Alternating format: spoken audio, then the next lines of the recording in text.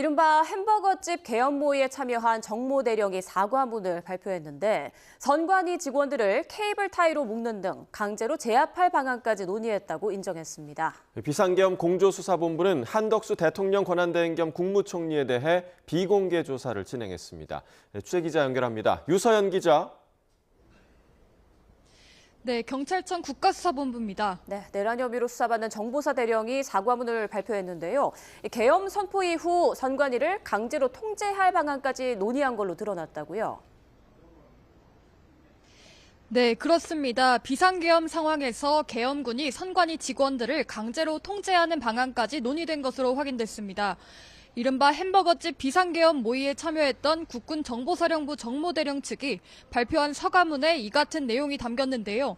정 대령의 자문 변호사는 정 대령의 진술서를 보면 선관위 직원들이 출근하면 신원을 확인하고 회의실로 이동시키는 계획을 준비한 정황이 있다고 밝혔습니다.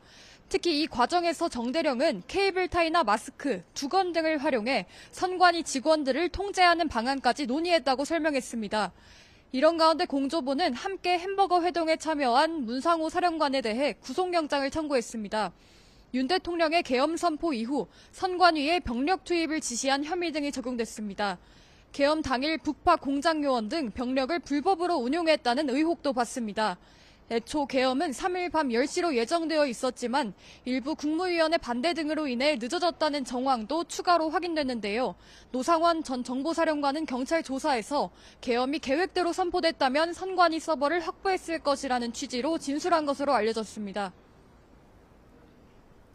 네, 또 경찰이 한덕수 대통령 권한대행을 불러서 조사를 했다고요?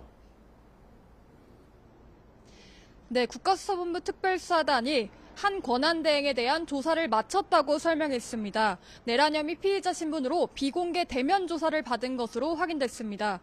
지난 3일 계엄 국무회의 전후 정확한 상황을 파악하기 위한 것으로 보이는데요. 경찰은 계엄 국무회의에 참석하거나 배석했던 12명 가운데 윤 대통령과 김용현 전 국방부 장관, 김영호 통일부 장관을 제외하고 전부 조사했다고 밝혔습니다. 국무위원 가운데 한 권한대행, 이상민 전 행정안전부 장관 등 피고발인들에 대해서는 2차 소환 조사도 검토하고 있다고 덧붙였습니다. 앞서 구속됐던 조지호 경찰청장과 김봉식 서울경찰청장은 오늘 검찰에 넘겨졌습니다. 지금까지 경찰청 국가수사본부에서 YTN 유서연입니다.